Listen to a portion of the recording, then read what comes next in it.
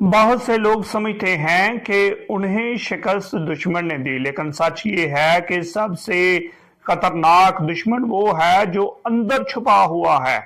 वो दुश्मन जो दुआ के दौरान भी साथ होता है, इबादत में भी छुप कर बैठा होता है और बरकत के दरवाजे पर ताला लगा देता है। यीशु ने कहा, जो गुनाह करता है वो गुनाह का गुलाम है, और जब तक गुलामी टूटे ना आजादी आ नहीं सकती। आज हम देखेंगे कि खुफिया गुनाह कैसे एक मुकद्दस कौम को शिकस्त देता है और खुदा उसे दोबारा कैसे बहाल करता है। खुदावंद यीशु मसीह में आप सबकी सलामती चाहता हूँ। आज का बाइबल स्टडी एक ऐसा रूहानी आईना है जिसमें हम सब को खुद को देखने की जरूरत है। इन्वान है अंदरूनी दुश्मन, छुपा हुआ गुनाह जो शिकस्त लाता है। ये वो दुश्मन है जो हमसे बात नहीं करता लेकिन हमारी तकदीर बदल देता है। बनी इसराइल ने यरू में दीवारें गिरा दी, मगर आई में एक ऐसा गुनाह उनकी बड़ी शिकस्त बन गया। आइए देखिए क्यों। जब यरू की दीवारें गिरी तो बनी इसराइल ने बड़ी फतह देखी, मगर इसी फतह के बाद इन्हें एक छोटे से शहर आई में शिकस्त हुई। ये शिकस्त दुश्मन के हाथों नहीं बल्कि अपने ही गुनाह के हाथों से हुई। ये सबक हमें सिखाता है कि असल दुश्मन बाहर नहीं बल्कि अंदर होता है। वो गुनाह जो हम छुपाते हैं वही हमारी बरकत छीन लेता है। पहला नुक्ता आज की बाइबल स्टडी का है, शिकस्त की वजह खुफिया नाफरमानी। वो नाफरमानी जो हम छुप के करते हैं, वो नाफरमानी जिसको हम समझते हैं कि ये किसी को नहीं पता चलेगा। यीशुआ की किताब उसके 7वें बाब में पहली 11 आयतों में बड़ी अहम बातें लिखी हैं कि खुदा ने कहा, इसराइलियों ने गुनाह किया है, तो चोरी की है, रियाकारी की है और अहद को तोड़ा है। हनान ने जब यरू में ममनून चीजें देखी तो लिखा है कि उसने कहा कि मैंने देखा और मेरा दिल ललचाया। हर गुनाह के लिए 3 चीजें होती हैं, 3 रास्ते होते हैं, 3 कदम हैं जो आज भी हर गुनाह का रास्ता है। पहला, देखना। जब हम देखते हैं किसी के पास अच्छी चीज है, अच्छा मोबाइल है या कोई भी अच्छी चीज है, तो हमारा दूसरा नुक्ता दिल ललचाता है। दिल में डिजायर पैदा होती है, डिजायर ग्रो होती है।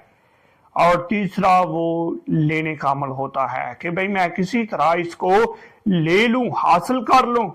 ये खुफिया गुनाह हमेशा खुले शिकस्त का सबब बनते हैं। दूसरा नुक्ता है मायूसी और मुसीबत। यीशुआ की किताब 7वें बाब की 6 ता 9वीं आयत में लिखा है, यीशुआ जमीन पर गिर गया और खुदा से फरियाद की, ऐ खुदावन तूने हमें यरदन के पार क्यों लाया। ये शिकवा दरअसल दिखाता है कि यीशुआ खुदा के नाम की इज्जत के लिए फिक्रमंद था। जब हम हार जाते हैं हमें ये देखना चाहिए कि कहीं हमारी जिंदगी में खुदा की इज्जत मजरू तो नहीं हो रही।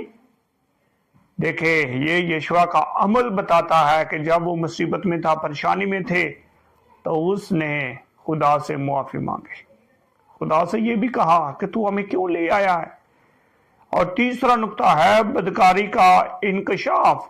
यीशुआ की किताब 7वें बाब की 14वीं ता 20वीं आयत में खुदा ने बनी इसराइल से कहा कि कल तुम अपने अपने कबीला के मुताबिक हाजिर होना। फिर कुरानदाजी के जरिए अकन का गुनाह जाहिर हुआ।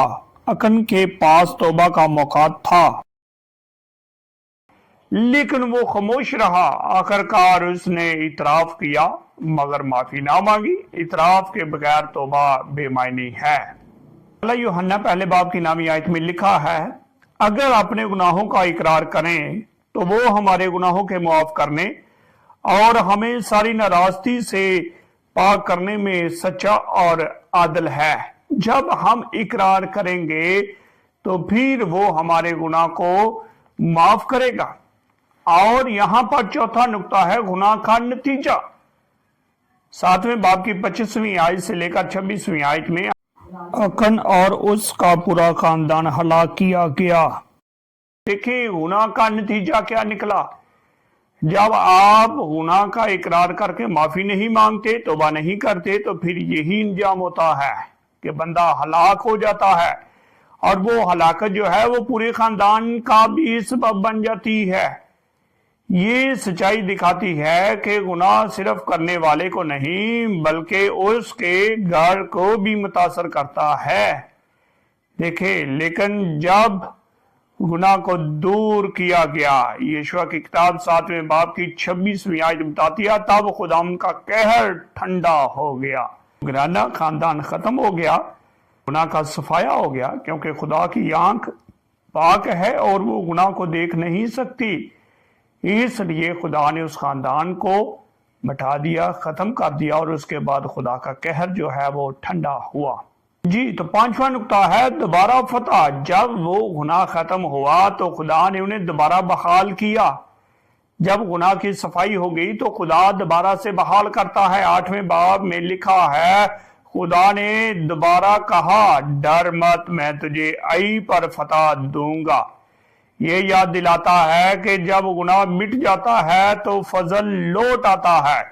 یشوع نے خدا کی نئی ہدایات پر عمل کیا اور اسرائیل کے لیے ایک بار پھر کامیابی پائی۔ ہاللویا! جب دیکھیں آپ اقرار کرتے ہیں تو خدا آپ کو بحال کرتا ہے۔ امثال کی کتاب میں لکھا ہے کہ اگر کوئی اقرار کرتا ہے، اپنے گناہ کو ترک کرتا ہے، چھوڑ دیتا ہے، تو خدا اس کو بحال کر دیتا ہے۔ تو نتیجہ اور اطلاق جو نکلتا ہے، اکن اور راہب دونوں یرو کے ساتھ جڑے تھے۔ راہب نے ایمان کے ذریعے نجات پائی، اکن نے لالچ کے ذریعے ہلاکت پائی۔ ہم بھی روز یہ انتخاب کرتے ہیں، کیا ہم ایمان سے چلیں گے یا خواہشات کے پیچھے جائیں گے؟ عملی سبق ہے یہاں پر، خفیہ گناہ کبھی بھی خفیہ نہیں رہتا، وہ ہمیشہ نتیجہ دیتا ہے۔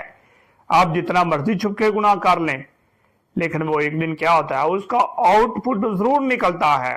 خدا کی برکت نافرمان دل میں قائم نہیں رہتی۔ تیسرا ہے، سچی توبہ برکت اور بحالی کا دروازہ کھولتی ہے۔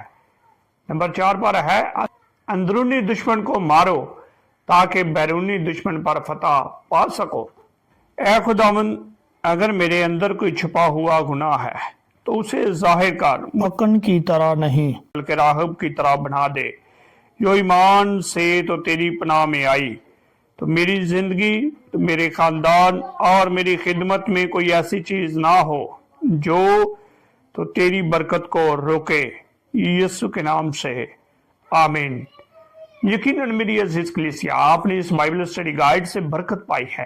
اس برکت کو اپنے تک محدود نہیں رکھنا، دوسرے لوگوں کے ساتھ شیئر کریں تاکہ ہر کوئی اپنے اندر چھپے ہوئے اس گناہ کو شکست دے سکے۔ ملتے ہیں ایک نئی بائبل اسٹڈی گائیڈ کے ساتھ، تب تک کے لیے خدا ہم سبوں کو بڑی برکت دے۔ آمین سم آمین رب العالمین۔